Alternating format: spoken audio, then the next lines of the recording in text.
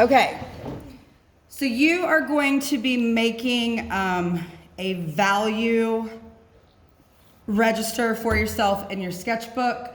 This is going to be something that will be a resource for you throughout the rest of the year when you are shading, that you can look at to make sure you're getting a lot of different values in your drawings. So in order to do this, we are going to be drawing with our pads landscape style. Okay? So I'm going to go either up here or by the spirals and using a light pencil. Mine are not organized. I would suggest organizing your pencils before you start. So I have a 3H, that's pretty light. I'm just kind of eyeballing the straightness of this. All right, I'm gonna draw a line across. Then using my ruler and making sure that it's at 0 on the edge of the page, I am going to mark a line every 3/4 of an inch. Which in our last class, we had a lot of problems remembering what 3/4 of an inch is, so I can help you. If you don't wanna have to do the math, like if my first one's at 3/4, my next one will be at 1.5, then you just move your ruler to your new line every time and do 3/4 every time. So I'm going to go across my page here.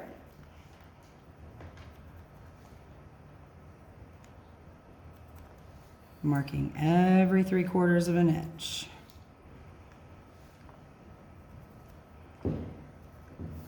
Okay, that should give you 1, 2, 3, 4, 5, 6, 7, 8, 9, 10, 11 dots.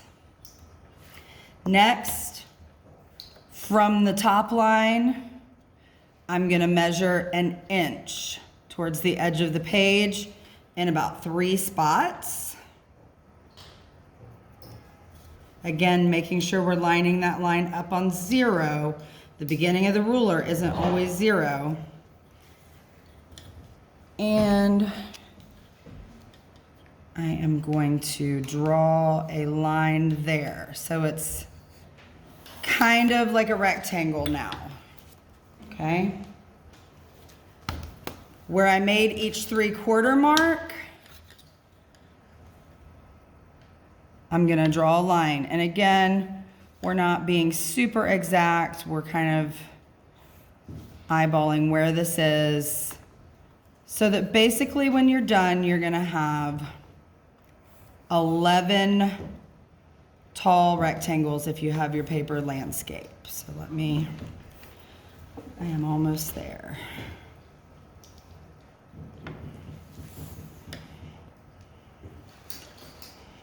Sorry. It takes more time to do this in front of you, but watching me do it is helpful, believe it or not. So I'm not measuring anything when I'm doing these. I already measured it with those little 3/4 lines. So now I have all these tall rectangles, and I'm gonna number them from 0 up to 10. So I'm making 10 different values on this page. My 0 is gonna be my lightest one. That's just gonna stay the color of the paper. I'm not gonna put anything there. If you have a 0 value, that means there's 0 darkness. That's when you leave your paper the color it is. All right?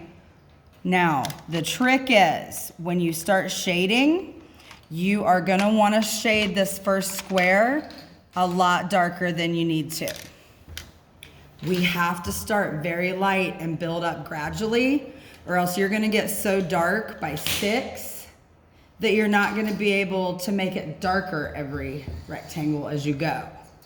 So when I'm shading in my number 1, holding my pencil very loosely, almost kind of sideways, and I am just barely touching the paper with my pencil and moving it in these tiny little lines to fill this in, okay? Notice I am not doing this. Okay, these are not shading lines. These do not blend together. We keep our lines very small. Okay, and again, these I am barely pushing with this pencil. If my shaders get dirty, I can clean those off on my eraser. Another place, sometimes I just clean it off right on my jeans because I'm always covered in paint or pencil or something. So I'm gonna go in with my shader, making sure there's not a ton of graphite on it, holding it sideways, and I'm gonna blend in that square. And that's gonna be my number 1. And if you look at this, you can see just how light that actually is. There's barely any color to it at all, and I used my 6H, which is my lightest pencil. When you go to the next one, you might switch to your 4H, or you might still use your 6H. You don't have to switch pencils every time. And this time when I'm doing shading in the exact same way, I'm just building it up a tiny bit darker. It's not going to be a lot darker. And I'm still using those small little shading lines, holding my pencil loosely. Okay, and I'm going to look at it. I think I need to build it up. You can go back over it, build it up a little bit more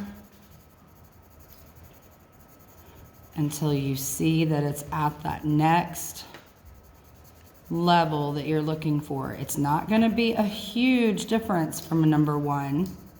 Okay, so that's a little darker. I'm going to blend it.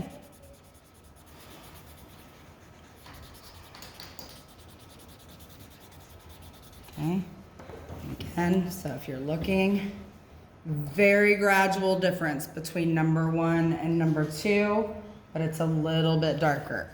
Because when you get all the way over here to number 10, and some people do like to do the lightest one, then the darkest one, and kind of work towards the middle.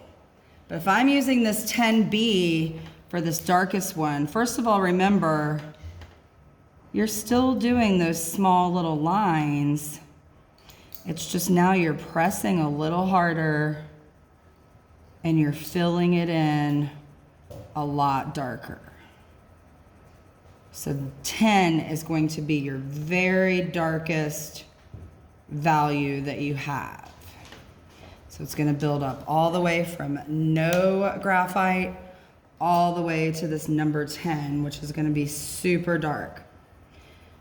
So for our next project, which we're going to do another practice thing before our next project, but for our next project, which you are going to do a drawing of your choice that somehow relates, because they want them from us to display there, that somehow relates to the Black Walnut Festival.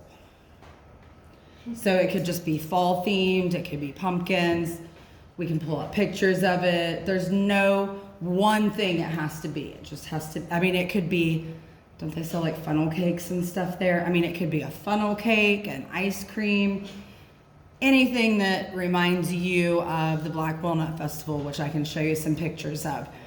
But when you do those drawings, you're gonna need all these different values in your drawing, from no graphite to very dark graphite.